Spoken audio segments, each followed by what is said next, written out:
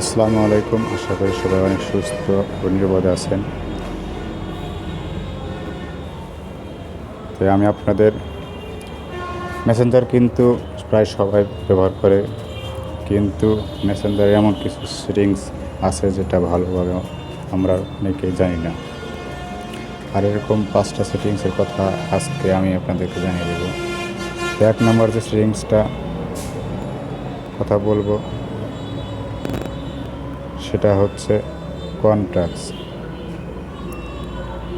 তো আমি আপনাদের একদম প্রথম থেকে দেখাবো এই কন্ট্যাক্টসটা কোথায় পাবেন। আমাদের অনেকেই কিন্তু জানেন না যে আমরা গুগল কিংবা জিমের মাধ্যমে কন্ট্যাক্টগুলো সিঙ্ক করে ব্যাকআপ হিসেবে রাখি। ঠিক সেমভাবে মেসেঞ্জারে কিন্তু আমাদের ফেসবুকটাকে আপলোড করে রাখতে পারি। আর এটা আপনি যে সুবিধাটা পাবেন সেটা হচ্ছে আপনি যখনই কোনো ফোন চেঞ্জ করবেন কিংবা নতুন একটা ফোন কিনবেন যখন আপনি এই ফোনে মেসেঞ্জার অ্যাপ লগ ইন করবেন তখন কিন্তু আপনার আগের ফোনের যত কন্ট্যাক্ট ছিল, মানে আপনার ফেসবুক যেটা ছিল সব নাম্বার কিন্তু আপনার এই মেসেঞ্জার থেকেই পেয়ে যাবেন। এটার জন্য আপনার ফোনের মেসেঞ্জারে চলে যাবেন, আমি যা দেখাচ্ছি চলে যাবেন। তারপরে একটি এখানে ক্লিক করবেন,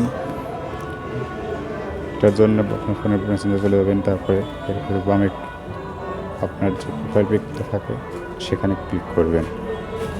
তো এখানে ট্যাপ করবেন, এখান থেকে একটু নিচে দেখবেন, আমি নিচে দেখাচ্ছি আপনাদের। আসলে একটা অপশন পাবেন ফোন কন্ট্যাক্টস, সেটা হলো এই যে ফোন কন্ট্যাক্টস, এই ফোন কন্ট্যাক্টসটা পাবেন। তারপর ফোন কন্ট্যাক্টসের উপরে ট্যাপ করবেন, ট্যাপ করলাম। তারপর উপরের দিকে একটা অপশন দেখতে পাবেন আপলোড কন্ট্যাক্ট আছে। এখন আপনি যদি এই আপলোড কন্ট্যাক্টের উপর ক্লিক করেন, এরপর নিচের দিকে যে ক্লিক করলাম, আমার এটা অন আছে, আমি আপনাদের আবার দেখাবো অফ করে দাও।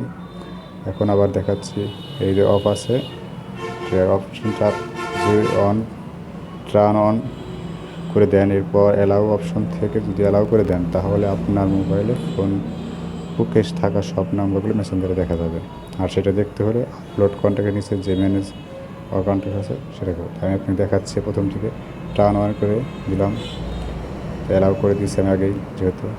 এখন লেখা আছে যে ম্যানেজ কন্ট্যাক্টস, এর নিচে যে ম্যানেজ কন্ট্যাক্টটা যে অপশন রয়েছে সেটার উপর ক্লিক করবেন। আমি এখন ক্লিক করেছি, ক্লিক করার পর লগ ইন করবেন। তারপর আপনার ফেসবুকের সমস্ত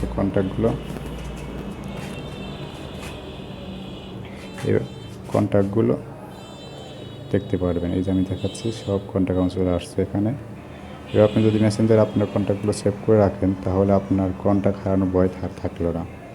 এখন আসি দ্বিতীয় নাম্বারটা হচ্ছে, সেটা হচ্ছে ইউজার নেম। এই যে ইউজার নেমটা, এটা অনেক দরকার একটা জিনিস।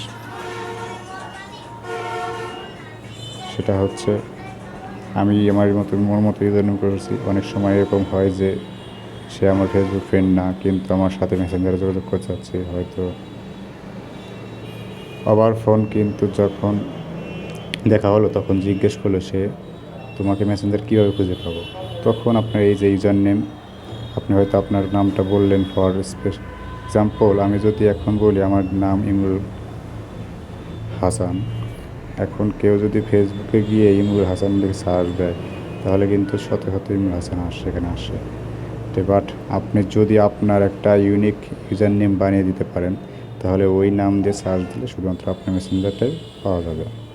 আর সেটা করতে হবে মেসেঞ্জারের থেকেই। মেসেঞ্জারের উপর বাম পাশে প্রোফাইল ক্লিক করবেন। ক্লিক করার পর এভাবে একটা আসবে, ক্লিক করার পর একটু নিচের দিকে তাকালে দেখবেন ইউজার নেম, এই ইউজার নেমটা লেখা আছে। তারপর ওটার উপর ক্লিক করবেন, এটাকে ক্লিক করবেন।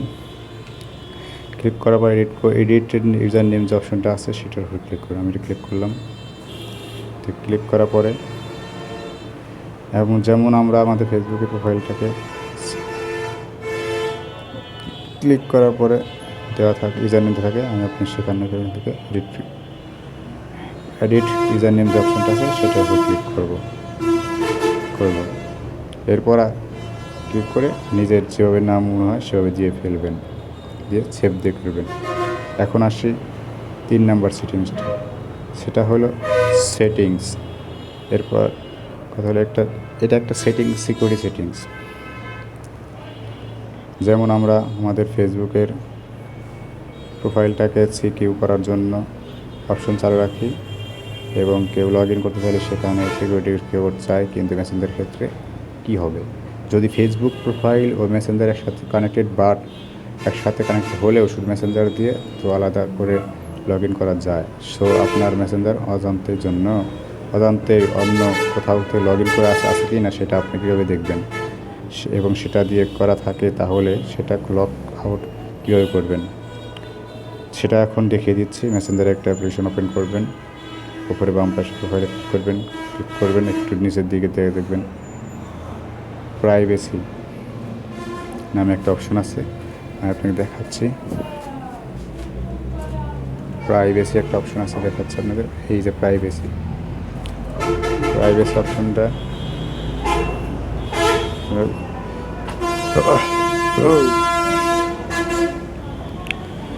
অপশন আছে, ক্লিক করবেন। এরপর একটা অপশন লগ ইন নামে, তাই আমি আপনাকে দেখাচ্ছি। এই লগ ইন নামে অপশন পাবেন, তারপর প্রাইভেসি অপশনের উপর ক্লিক করে তারপর একটা অপশন পাবেন লগ ইন নামে, আমি দেখালাম কিন্তু আপনারা আবারও। তারপর এখানে একটা লিস্ট পাবেন আপনার মেসেঞ্জার কোথায় কোথায় লগ ইন আছে। দেখুন আমার এখানে লেখা আছে, এখানে vivo21 স্বাভাবিক যেতে আছে।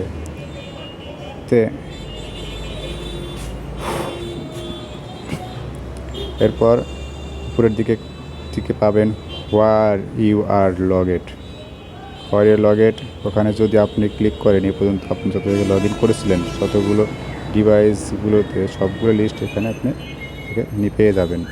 এই লম্বা লিস্টটাকে আপনি দেখাচ্ছি আমি। আপনার নিজের না কিন্তু তখন আপনি সেটিংস লগ আউট করে ফেলতে পারেন। তো আমি এখন সবগুলাই লগ আউট করে দেবো, লগ আউট করে দিচ্ছি। তো লগ আউট করে দিয়ে ফেলছি। এরপর আসি 4 নম্বরে সেটিংসে, যেটা হচ্ছে মেসেজ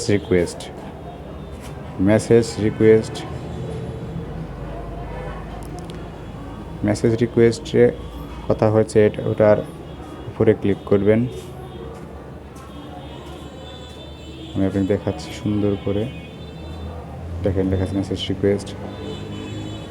ক্লিক করে ইউমে আর স্পাম, এখানে মেসেজ লম্বা লিস্ট থাকে। আপনার মনে হয় যে কোনো একজনকে আপনি চেনেন বা আপনার পরিচিত কেউ থাকে তাহলে আর তার নামের উপর ক্লিক করবেন, এবং আপনি যদি মেসেজ রিপ্লাই দেন তাহলে কিন্তু সে আপনার মেসেজ অ্যাড হয়ে যাবে, বুঝছেন? এগুলো কথা। এখন কথা হচ্ছে আবারও আপনাকে দেখাচ্ছি, এখন 5 নম্বরের যে সেটিংসটা আছে সেটা কিন্তু বেশ ইন্টারেস্টিং, আর সেটা হচ্ছে ওয়ার্ড ইফেক্ট। এটা একটা কাজ, সেটা হলো আমি আপনাকে দেখাবো। মনে করেন এই যে আমি আপনাকে আপনাদের একটা আইডি দেখাই, যেটা আমার একদম ক্লোজ।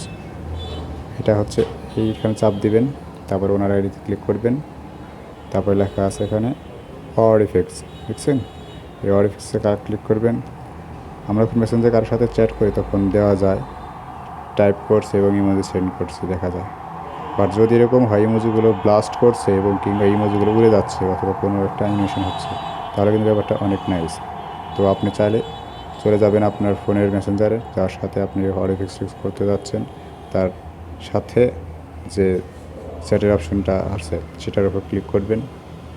তারপর উপরের দিকে দেখবেন ডান পাশে একটা আই বাটন আছে, তারপর আপনার বাটনের উপর ক্লিক করবেন। এরপর আপনি সেখান থেকে একটা অপশন পাবেন ইফেক্ট অর্ডার, উপরে ক্লিক করবেন।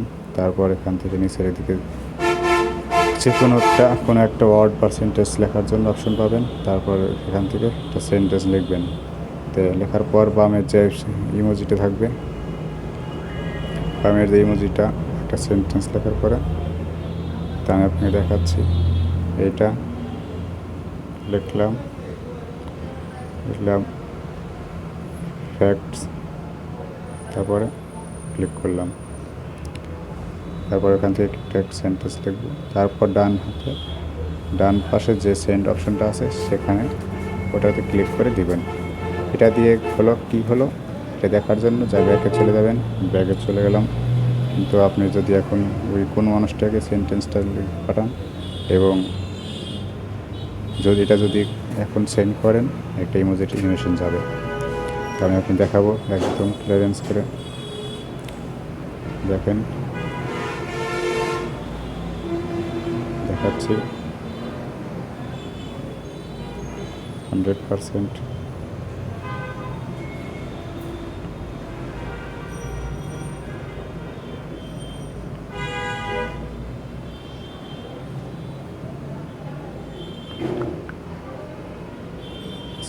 উড়ে যাচ্ছে হিপহপ, এবং আপনি যে অ্যানিমেশনটা দেখতে পাবেন সেই অ্যানিমেশন দেখতে পাবো।